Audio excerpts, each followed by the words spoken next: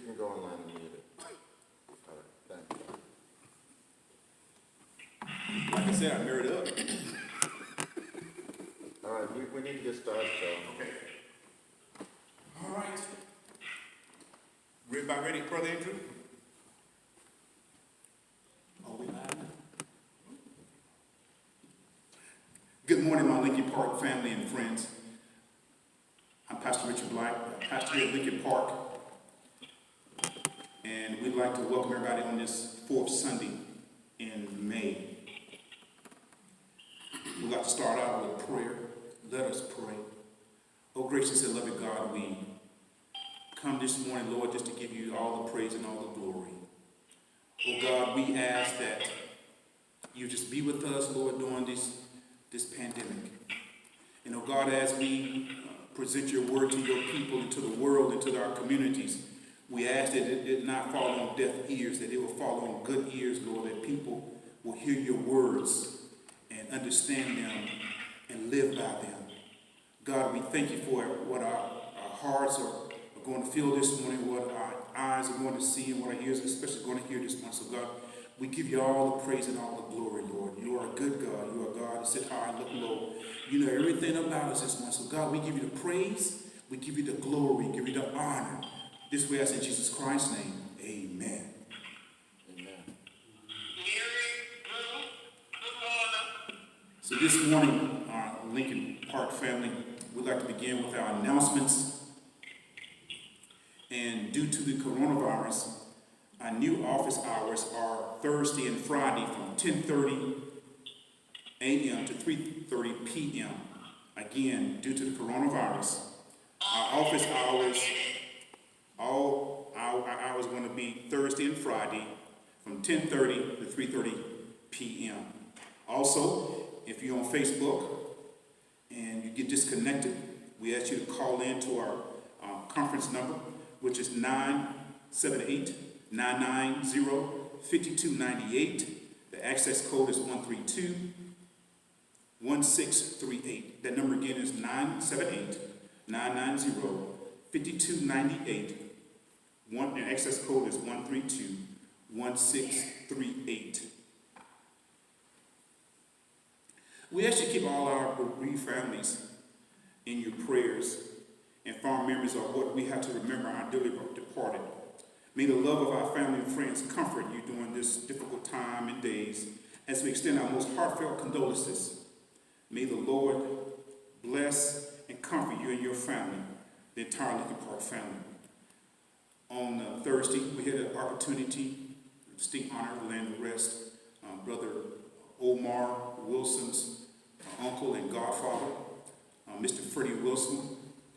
Also, yesterday, we had a distinct honor, myself and Pastor Hoover, to attend and officiate the homegoing service of Mr. Lowell T. Tolliver Jr., Sister Tina Wheel's son. What a great celebration and what a great family that we honored yesterday. We're so privileged to serve that family. So we ask you to keep those families in your prayer. Also, Brother Francis Leroy Wallace, we ask you to be with his family and keep them in prayer. There will be a memorial service held at a later date. And the funeral home is Hodges Edwards Funeral Home, 3910 Silver Hill Road in Silver, Maryland. There will be a memorial service later on in the year for Brother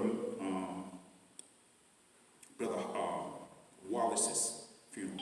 Also, on tomorrow at 10 o'clock, we're going to have the homegoing service of Sister Hazel Myers at Stewart Funeral Home.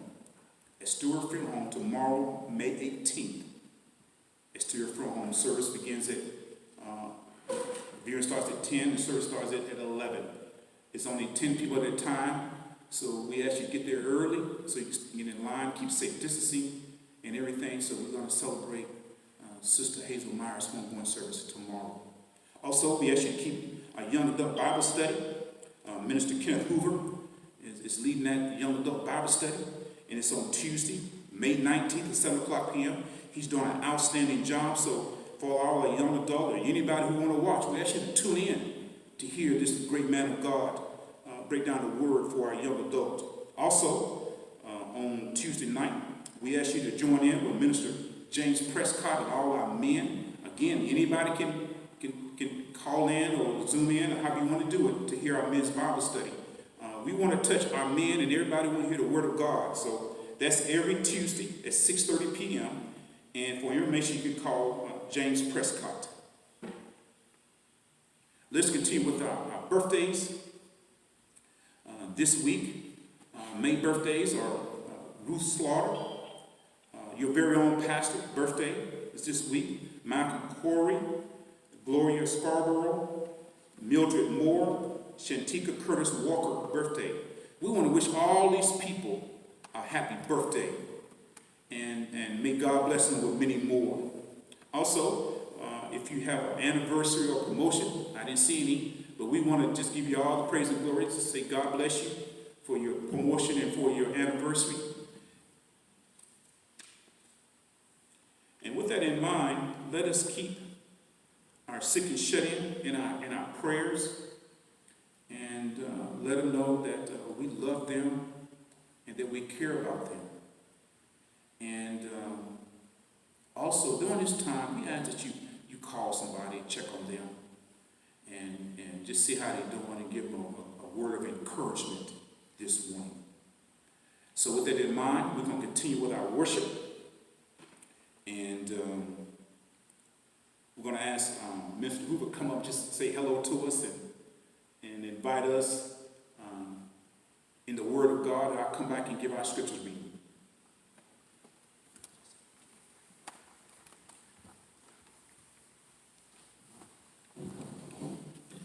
Greetings, my Lincoln Park family. We greet you with the joy of Jesus on this morning. This is the day that the Lord hath made. Let us rejoice and be glad in it. I was glad when they said unto me, let us go into the house of the Lord. Thy feet shall stand at thy gate, O Jerusalem. This is a good day in spite of what's going on, in spite of the issues that we're going through, in spite of all the trouble we're having. This is a day that he hath made, and he tells us in his word we should rejoice. It's hard to rejoice at some times when we go through, and sometimes when we have issues, sometimes when we have trouble, trials, and tribulations. But the God we serve is still good. Let's look to the throne of grace, grace and merciful God. We come to you once again, knowing that you are able to do all things but fail. We know that you're able to open up a window of heaven that we have not room to receive. You're able to heal the sick. You're able to raise the dead. You're able to feed the 5,000 with 2 fishes and a loaf of bread. We know that you're able to do all things. Now, right now, we need you to heal our land. We need you to come in this place and heal of racism, all the isms that have come against your people, the people of racism, the issues of sexism, the issues of just turning their back on us because of our color of our skin. We ask you to heal our land. But then, Lord, just don't heal our land from racism. Heal our land from people who have a hardened heart, because they don't understand that we are called by your name. They don't understand that we are chosen people. They don't understand. So heal their hearts for the ones who are saying no to giving extra finances to businesses. Heal their hearts, the ones who are saying no for giving extra kits to out so we can get cured. Heal your land, Lord. We ask you just to touch, and just doesn't touch our churches. Go on and touch the White House, touch the Black House, touch everyone's house at this time. Touch the mind, touch the body, and please touch the soul. We ask for you for a cure for this thing. We ask for a cure for this thing called corona. We ask for you to come in this land and do what you have done before. You are the ultimate physician, and you can heal. You can deliver, and you can set free. I ask for you to set the ones who are broken, set the ones who are mended heart, set the ones that they need to hear your voice, that you are still in control. For this I pray. Amen.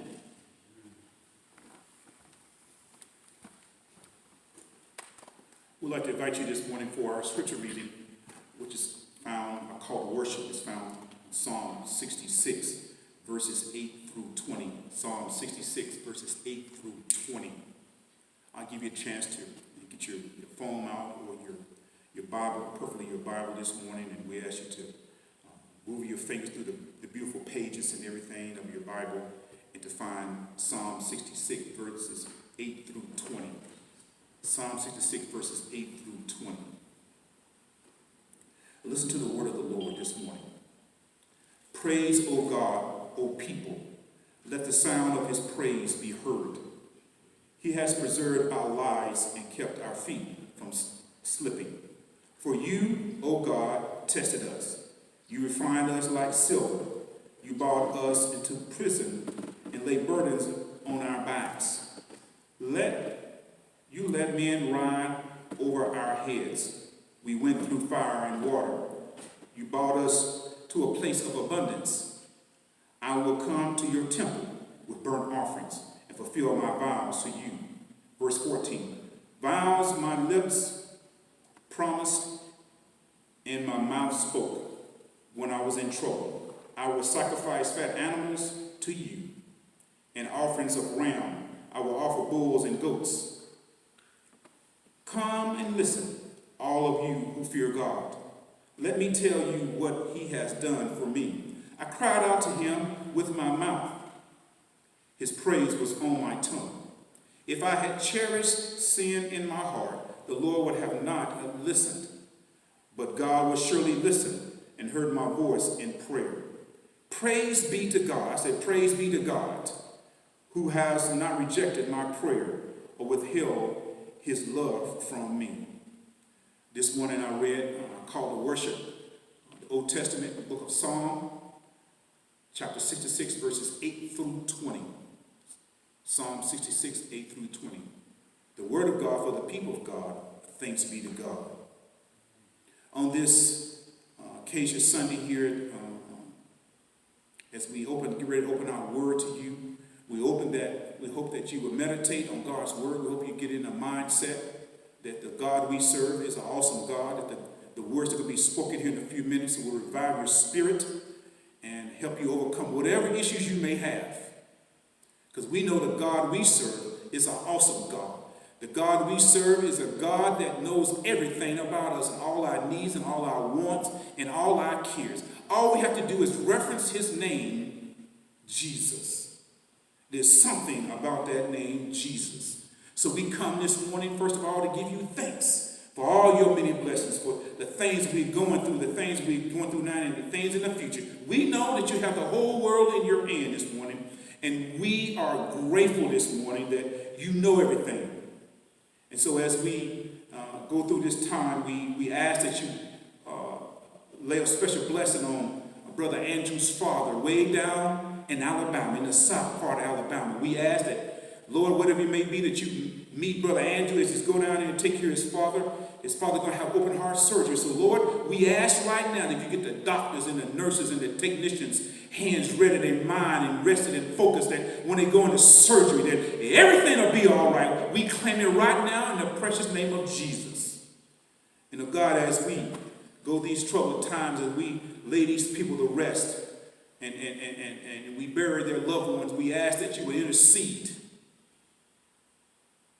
We ask you to intercede with these families. Be with them. These are difficult times and difficult days.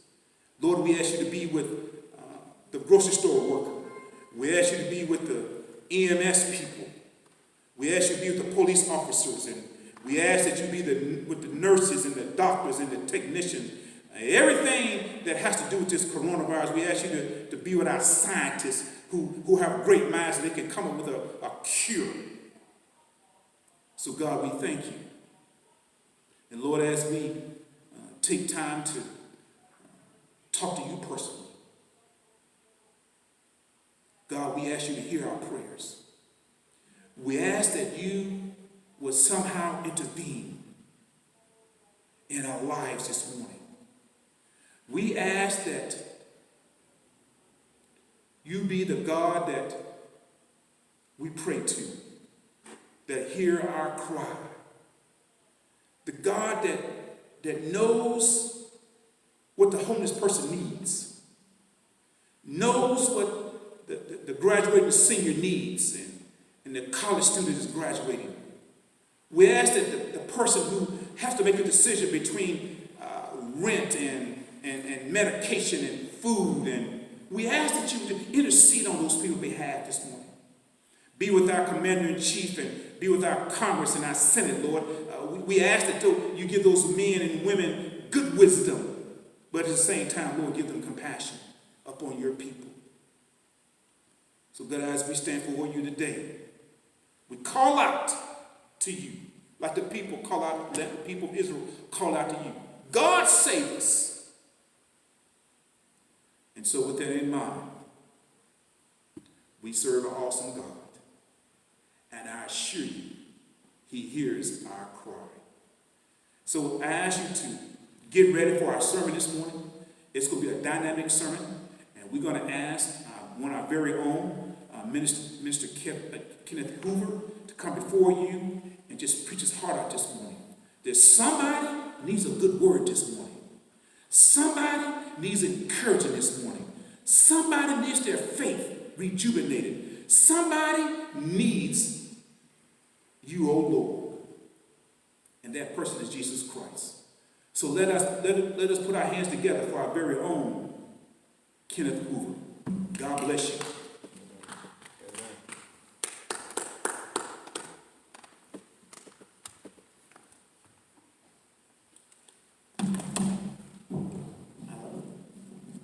Thank you, Pastor, for allowing me to stand at this sacred desk once again to preach and proclaim the goodness, the glory, and the grandeur of our Lord and Savior Jesus Christ. I greet you this morning, wherever you are, wherever you're sitting, wherever you're standing, wherever you're looking, wherever you're hearing, with the joy of Jesus, the one who is the ultimate Savior, the one who died on Calvary's cross. I greet you in the loving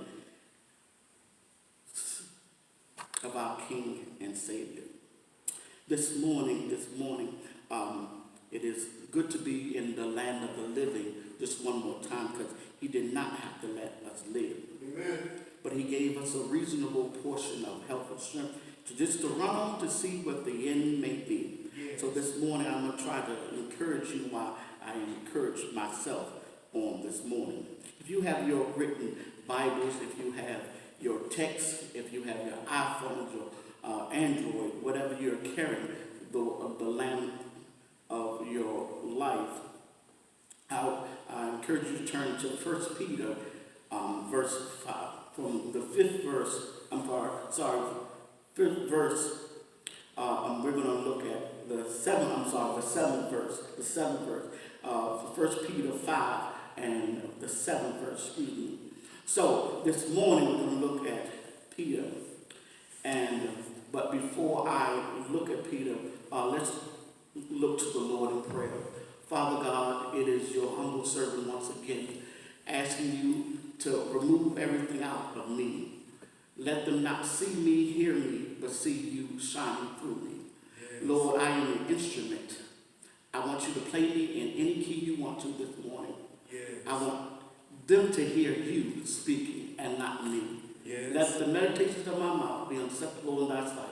Oh Lord, you are my rock. Oh Lord, you are my redeemer. Yes. Lord, me to be a vessel of thy will. For this I pray. Amen. Amen. Just one verse. It says, casting all cares upon him, for he careth for you.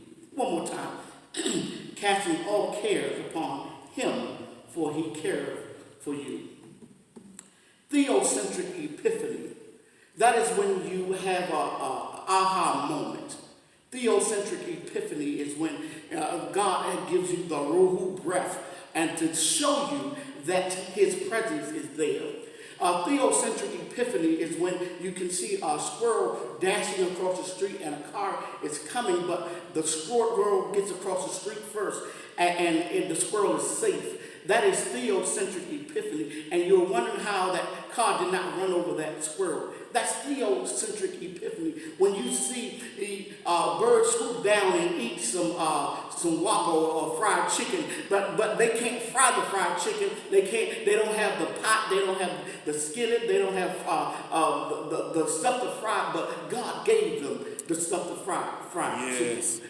Theocentric epiphany happens when you see the little things in life and you know that God has to be in the midst of it. Yes. Just not too long ago, I'm on Instagram because that's all we can do now, since we're in the house. And I saw something that reminds me of theocentric epiphany. I saw this story where this woman went to the grocery store and she had bags of groceries. And she was coming in the house, and she shouted to her husband or boyfriend and said, "Help me! This is too heavy." Help me. I come to tell you right now. Sometimes you have to think in life. There's some things that are heavy in your life. Right now, you may be watching and you will be heavy right now. Your hands can be heavy. Your heart can be heavy. Your mind is heavy. But things in your life is heavy. But I believe today you're going to have a spiritual release of heaviness and burdens over your life. I believe that Christians all over the place are now heavy because we're dealing with this thing called corona. We're dealing with this thing called cancer. We're dealing with this thing called gun violence. We're dealing with this thing called our government. We're dealing with things that make us heavy. But I believe right now that you're going to have a spiritual relief in this place. At this time, one of my favorite apostles is the name Peter. And I love this apostle Peter, you all, because Peter is a rugged man.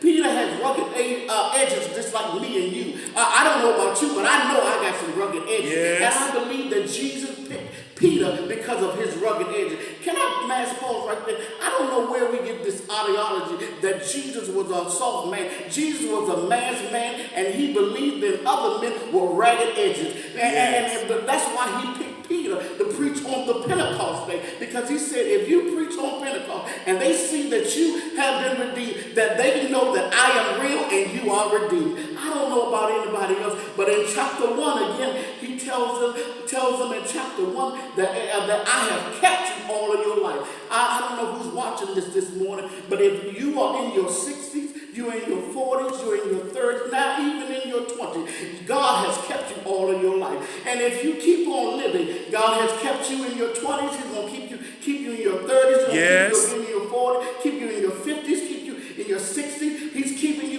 some of you in your 70s, and if you live long enough to be 80, with one good eye and then a bad hip, he'll keep you there. I don't know about anybody else, but he's keeping us all the days of our life. Then he tells us in chapter 2 that we are lively stones and God is our cornerstone. Jesus is our cornerstone. Then he tells us that our relationship in chapter 3 should be honored by how we treat people, how we treat others. Then in chapter 4, he tells us don't worry about the things that you can't handle. Oh, let me drop this on you for free. It's some things that you're dealing with right now that you can't handle it. You can't deal with it, but you don't know how to handle it. But the God that we serve says rejoice, and again I say rejoice. Rejoice that God can handle it. If God has kept you the last time, he will keep you this time. I don't know about anybody else who's watching this morning, but God has kept you the last time. If he kept you in your back then, he will keep you now. The God we serve keeps on keeping us. Then he tells us in chapter 5, in the beginning of chapter 5, he said, if you got a good preacher or a good pastor, take care of your preacher or pastor. I'm going to put a footnote in here. We have a good pastor, Black. We have to keep on praying for him, keep on loving him, keep on encouraging him. And he said, when you see his fault, remember his favor. He said, then he said, also in that text, he said, don't rise yourself up. He said, because if I be lifted up, I will draw all men. And let me tell you this. There are some people who try to rise yourself up, but is there sometimes in your life where you know that you had things and you were risen up to places and positions and you had no control of? That only is the hand of God. That's the only hand of God that is keeping you all the days of your life. I don't know about anybody else, but when you've been elevated, guess what? With new levels come new devils. He then tells us in this verse that casteth all cares upon him, for he cares. I don't know about anybody else, but it's some things that you are going through right now that you can't deal with. You can't handle it. So he tells you cast all cares upon him. Right now, we're going to have a stress release party right now. That you need to release some things right now. Let it go, because you can't handle it. If you can't fix it, if it's your finances, if it's your family, it's your physical anatomy, there's things in your life that you can't handle. You need to let it go. Preach, Hoover. The Center of Disease says that it's something that kills over 3 million people a day. And let me tell you this. that the CDC says this, but we're so consumed with the coronavirus, we miss this thing called stress. Stress is a silent killer that kills us, that takes us out. And I've come to warn you right now that if you keep on caring about people and worrying about other people, trying to help people, go on and die. They're going to keep on going. They're going to keep on going. But if it's too heavy for you, you need some stress relief. Right now, I'm going to help you with some stress relief. You need to say, help me, this is too heavy. Some things in your life are just too heavy. You can't handle it. You can't manage. You can't deal with it. Some things you got to let it go. You got to tell yourself, I got to let this thing go. It's too heavy for me. I'm not talking about being careless. I'm talking about being carefree and faithful. I'm talking about handling the things that you can handle. I'm not talking about trying to handle the things that God can handle. I heard Bishop T.D. Jakes say, if you got a problem that you can solve, you ain't got a real problem. I'm talking about one of those problems that you have to give it over to Jesus. Give it over to him. Lay it on the altar. Lay your family, lay your finance, lay everything you're going through on the altar. Point one this morning, you have to make a decision that is personal. I don't understand, you all, why we have a God who can carry our load, carry our burdens, and you tell our God, move over, let me show you what I can do. I don't understand why we have a God who can fix our problems, but we tell him, no, we can do it. We have a heavy load share, but we won't share our load. But that's the problem, because today I'm coming to tell you, you got to release some things and let it go. You are worrying about things, you are stressing about things, but the devil is a liar this morning, that you will release it right now, and the God we serve will handle it. He will take care of all our problems. He will take care of all our issues.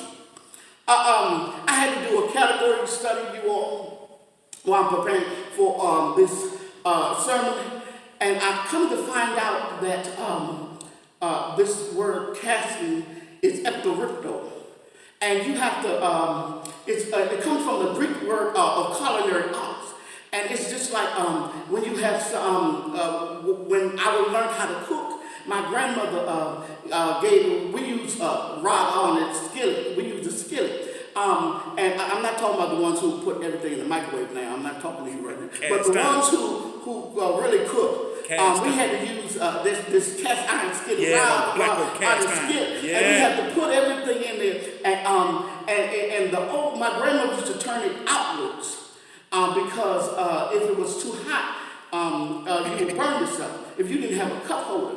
But when you grab something, it actually means that you grab onto something that is too hot.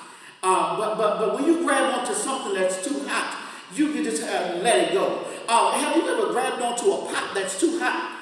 Something that was too hot? You didn't need skillet dropping 101. You didn't need skillet pedal 202. That's right. You didn't need a van skillet. You dropped that thing. I don't know about anybody else. And then when you dropped it, if you picked it up too fast, and that showed that you know how to talk in tongues too. I don't know about anybody else today, but some things you just have to drop it and let it go. Just let it go. You drop that thing, but guess what? But in that verse it also said, "Oh." Pastor Black, I looked that up in Greek, Hebrew, and Latin. All means all. That means everything. God does not take partial payments. He does not take layaway payments. If you're going to give him your problem, you got to give it all to him. You got to let it all go. I don't know about anybody else today, but guess what? You got to let some things go today. You got to let some issues go. You got to let some stuff go. I know it's hard because you want to handle it by yourself, but God told us in this text, you said, cast all cares upon me, for I care for you. You all, this is so profound to me, because in this text it also tells us a couple of things. We're taking all these supplements, we're taking all these pills, we're even drinking all these beverages. Oh, somebody catch that later. Just to help us with stress relief, and we're taking all this stuff. But when you have stress release, it is a theomatic syndrome when you talk to God. It is a spiritual release when you have a relationship with God. When you have a relationship with God, you can release things that is burdening you. And our ancestors came to church and they were ready to do battle, and they knew how to release things. You know how I knew they were coming to do battle with our ancestors? Because they came with things in their pocket like orange juice and peppermint, because when they started shouting, the sugar may drop. So they had peppermints to boost their sugar. So these older folk knew how to release things and how to have a relationship with God. And they let some things go. You know what? We have to let some things go. Let some things go. Just say it to yourself in your living room. Let it go. Let it go. Just like the Disney movie Frozen. Let it go. Let it go. Some things you got to let it go. Let me say it this way. Put it down. Just put it down. Some of the things that you can't handle, you have to let it go. In chapter number 5, let me tell you, when you have have your aha moment with you and God, you and everybody else will know it.